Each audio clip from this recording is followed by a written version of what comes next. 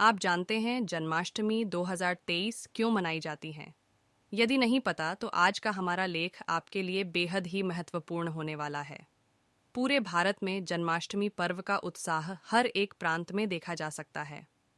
बाल गोपाल के जन्मोत्सव के अवसर पर भारत के प्रत्येक कृष्ण मंदिरों पर आकर्षक साज सज्जा की जाती है। ब्राह्मण जाति के लोगों के घरों में इस दिन व्रत किया जाता है। पूरा दिन गैस चूल्हा नहीं जलाया जाता है। वहीं श्री कृष्ण के जन्म के बाद व्रत तोड़ ढा जाता है। देश के भिन्न भिन्न राज्यों में अनूठी और प्राचीन परंपराओं के साथ कान्हा जी का जन्मोत्सव मनाकर इसकी बधाई प्रेषित की जाती है। गोविंदा बाल गोपाल, कान्हा, गोपाल, ठाकुर जी, मोरे श्री कृष्ण, बाल मुकुंद जैसे करीब 108 नामों से पुकारे जाने वाले भगवान युगों युगों से हर कृष्ण भक्त के हृदय में विराजमान हैं। श्री कृष्ण ने पृथ्वी पर एक आम मानव की तरह जन्म लेकर पृथ्वी को दुष्टों के प्रकोप से बचाया था। इसलिए पौराणिक काल से जन्माष्टमी के पर्व को पूरे उत्साह के साथ सनातन धर्म में मनाया जाता है। जन्माष्टमी पर्व यादव समुदाय के आराध्य देव श्री कृष्ण का जन्म उत्सव होता है। प्रत्येक हिंदू के लिए यह एक विशेष दिन होता है। धार्मिक मान्यता है कि इस दिन कृष्ण भगवान को भक्ति भाव से प्रसन्न करने पर संतान, समृद्धि एवं अधिक उम्र की प्राप्ति होती है।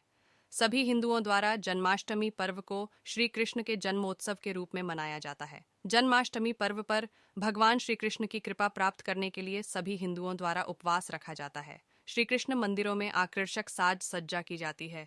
कृष्ण भक्तों द्वारा मंदिरों में भजन, कीर्तन और नाट्य का मंचन किया जाता है। भगवान श्री कृष्ण ने धरती लोक पर देवकी एवं वासुदेव के 8वें पुत्र के रूप में कारागार में जन्म लिया। जन्म के समय एक आकाशवाणी हुई कि देवकी का यह दुष्ट पुत्र कंस का वध करेगा।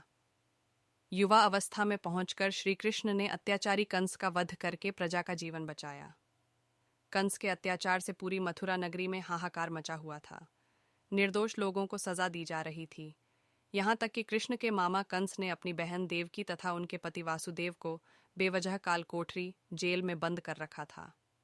इतना ही नहीं, कंस अपने अत्याचार से देवकी के 7 संतानों को पहले ही मार चुका था तथा देवकी के गर्भ से भगवान कृष्ण ने फिर इस पृथ्वी में 8वें पुत्र के रूप में जन्म लिया।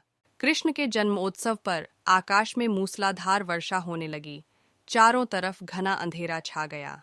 कृष्ण भगवान को सुरक्षित स्थान पर ले जाने के लिए वासुदेव सिर पर टोकरी में कृष्ण भगवान को रखते हुए यमुना की उफनती नदी को पार कर अपने मित्र नंद गोप के यहाँ पहुंच गए, जहां पर कृष्ण भगवान को यशोदा मां के पास सुलाकर आ गए।